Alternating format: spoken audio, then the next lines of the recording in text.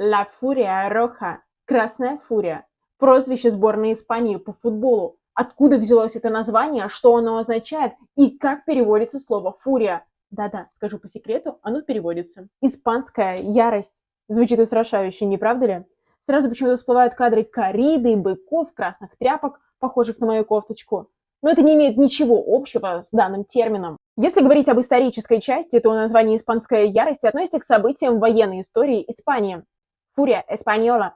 Этим названием голландские газеты описывали жуткие действия испанских солдат, которые они совершали во время разграбления Антверпена еще в XVI веке. А в футболе термин «красная фурия», то есть ярость, появилась после матча со Швецией на Олимпийских играх в 1920 году в Антверпене. Испанская команда, выступавшая в красных футболках, продемонстрировала настолько страстный и напористый футбол, что журналисты и болельщики стали называть ее «фурией». Итальянская пресса перед тем матчем даже назвала их «La Furia Rossa» на итальянском, что затем трансформировалось и в испанский вариант «La Furia Roja».